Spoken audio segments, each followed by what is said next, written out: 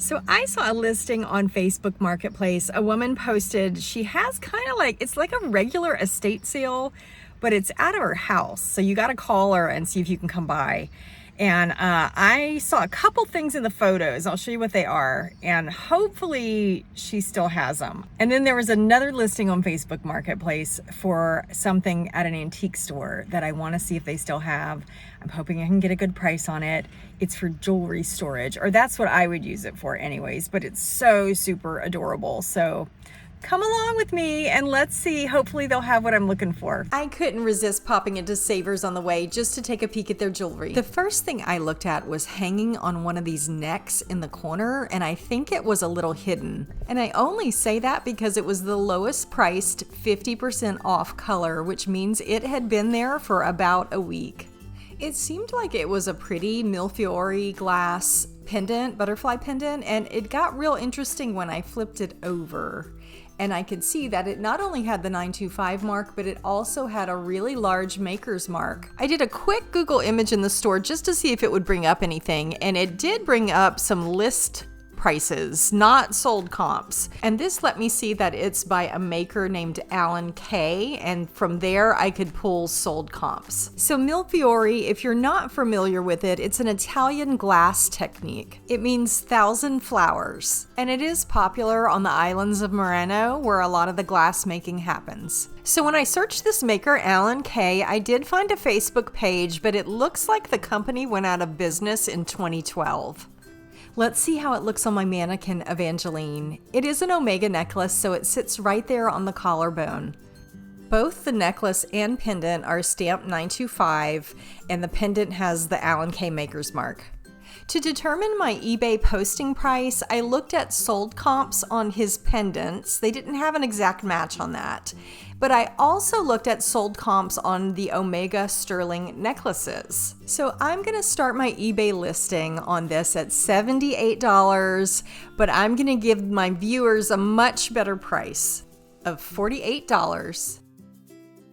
I did see they had some jewelry jars in the making, and I asked about them, but they weren't ready yet. And I took a peek at the rings as well, and yeah, these rings, the ones that were marked $29.99 were all sterling, but interestingly enough, this one that was marked $49.99 had no markings and looked very costume, so I'm not clear why they priced that one so high. And then I spotted this little Native American pink mother of pearl sterling ring.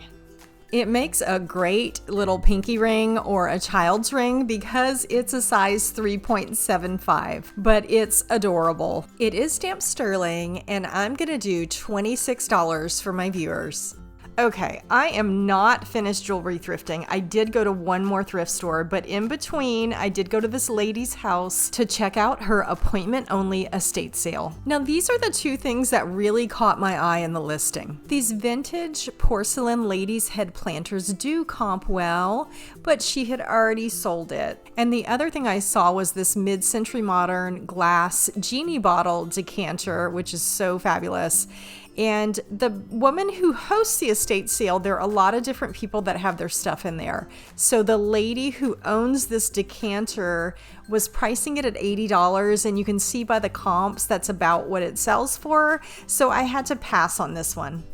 So she didn't have any jewelry out on this go round, but she says there's a lady that has a lot of jewelry that needs to be gone through, and I offered to sort it for her, so I left my number with her, and we'll see if she calls. I hope she does. I did end up purchasing two things. One was for my personal collection. I do collect bird things, little bird things, and I'll talk about that in a different video, but she had quite a few little bird figurines, and so I ended up picking up this adorable little guy right there. Isn't it so cute? That little bird, made in USA pottery. How adorable. And then the other thing I saw, please tell me if you know what it is. She had a perfume bottle, a crystal doorknob or two, and then she had this glass. I think it's very light pink. Tell me if you guys know what that is. I'll give you a moment. I knew exactly what it was when I saw it, but she wasn't sure. That's why she had it flipped upside down. It is a vintage pocket or purse ashtray. And for my viewers, I'm gonna do $18 on this little pink glass ashtray. I wanna show you one more thing from this location before we move on to more jewelry thrifting. And it is something so fabulous and so creative. So the lady who owns this home designed a pop-up book.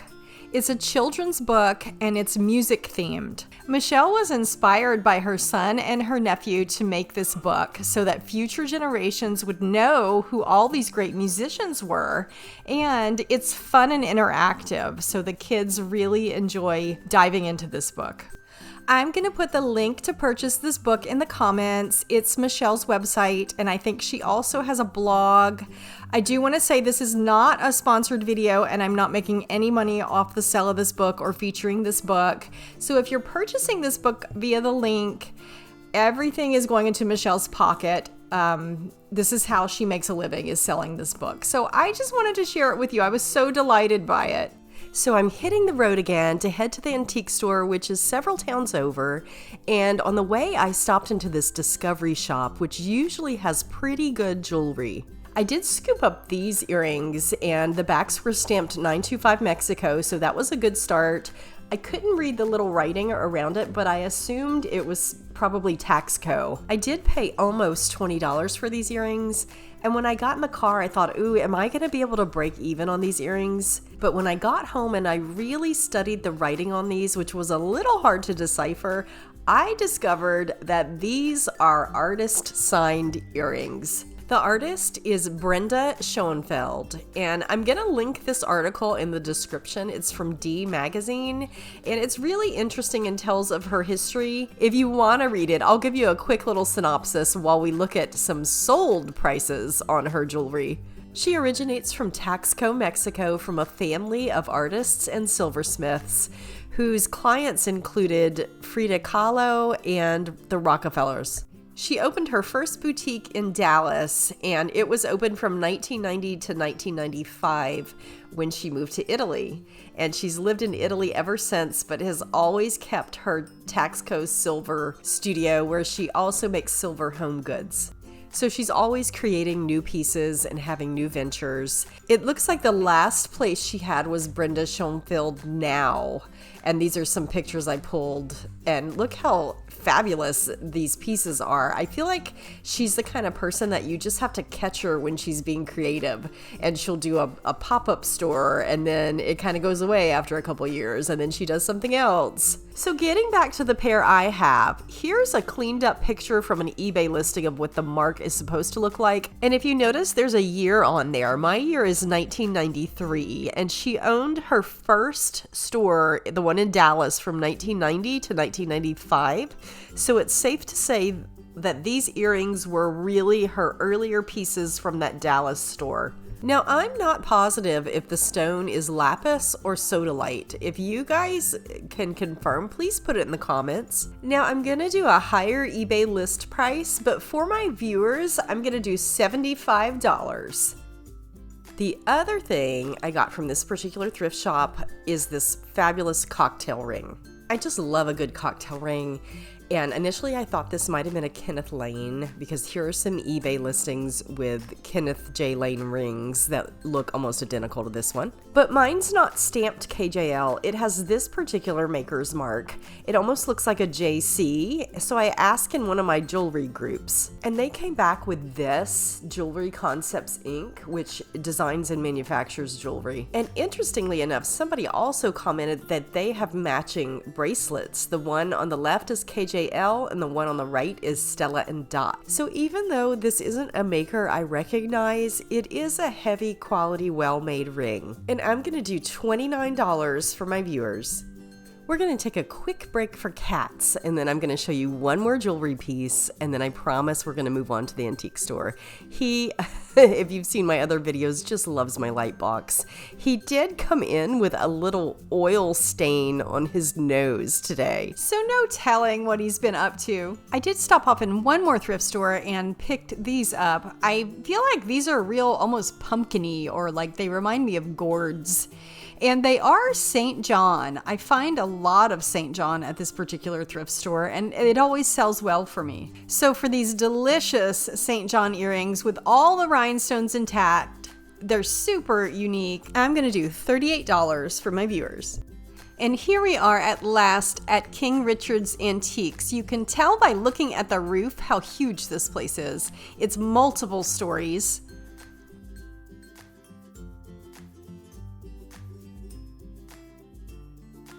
Look how adorable this bank of mailboxes is.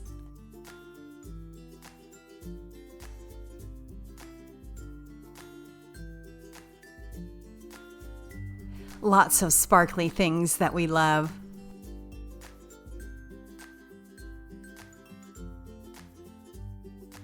There's another one of those porcelain lady heads that I was talking about earlier in the video.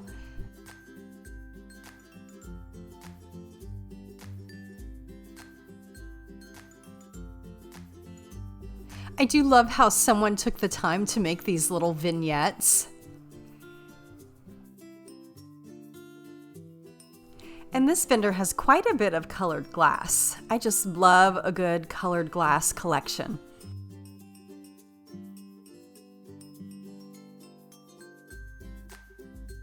And then we move on to a lot of jade jewelry.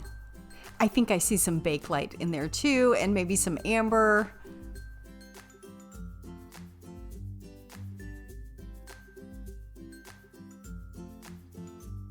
I could use this bodice. I didn't even really notice it until I watched this video back.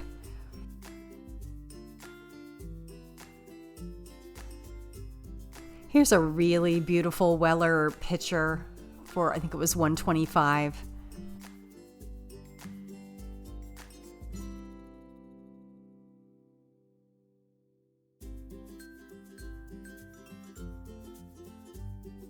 Be prepared to spend several hours here. This place goes on and on and on and on. And I'm sure whatever it is you're looking for, they'll probably have it. Here's what looks like a great vintage sewing basket. You can see all of the little knobs where the spools go.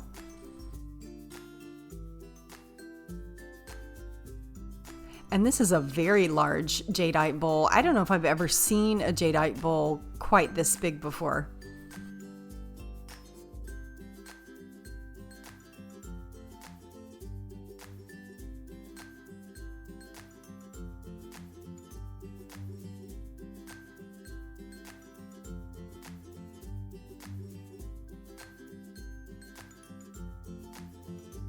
I finally made my way down to where the cabinet is that I came for. You can see it there in the back. Now what I did was, because I first saw this listed on Marketplace with a referral to this antique store, I had messaged the person who posted it, and she wasn't in the store, but I made her an offer over Messenger, and she accepted my offer.